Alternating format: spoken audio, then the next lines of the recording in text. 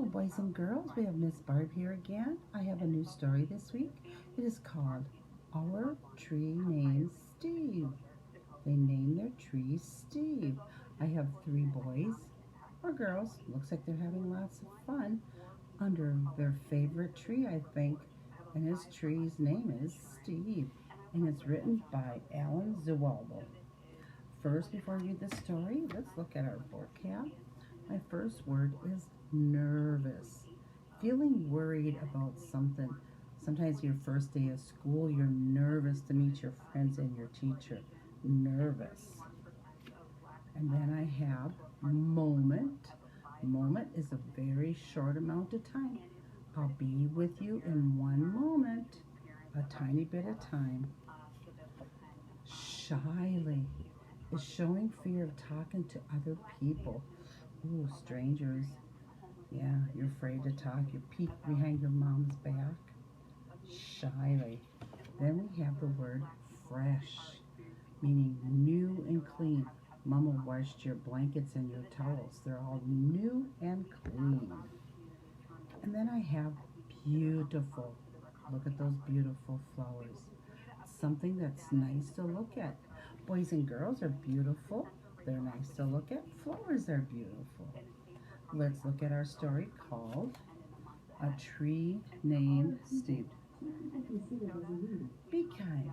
Dear kids, it starts a long time ago when you were little. Mom and I took you to where you wanted to build a house for us to live in. But in order to build there, we had to come and clear the land.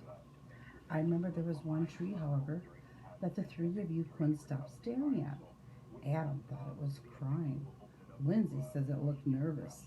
And Sari, who was only 2 years old, couldn't pronounce tree. She called it she. I love you, Steve, she kept saying. And then Adam and Lindsay started saying it too. And before too long, Mom and I got the hint and asked the builder to please save tree Steve. That day we moved in, Steve was there to greet us. He quickly worked his way into our lives as a swing holder, target, third base, hiding place, jump rope turner. Steve had lots of jobs to do around the house, didn't he? And whenever our clothes dryer broke down, he held our underwear with pride. Yes, right there in the center of our yard, this weird-looking tree grew to become the center of our outdoor life. Through all our barbecues, campouts, dances, and dance parties. Or when Adam and Lindsay started getting crushes on us. Simon's kids next door. Steve adjusted to our every need.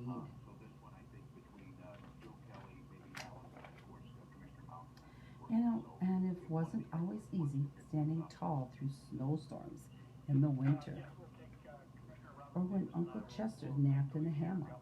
Couldn't possibly have been fun. Not to mention the time that the sewer overflowed and Steve sucked up all the smelly water before it drowned Kirby. And then he got so sick himself that the tree doctor had to give Steve a haircut that made him look like a big thumb. Through the years, Mom and I tried to show you, in a world filled with strangers, the peace that comes with having things you can count on and a safe place to return to after a hard day or a long trip. Which brings me to the point of this letter.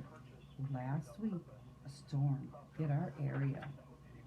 And though we spared Steve's life a long time ago, this time we couldn't save him.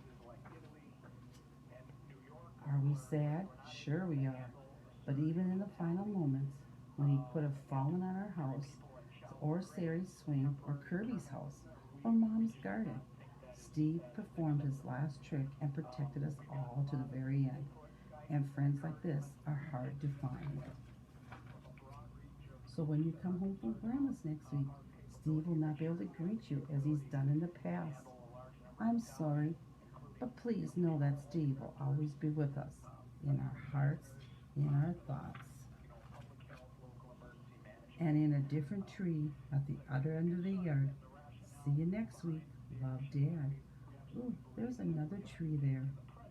I wonder what name they'll give that tree. Do you think it'll be Steve?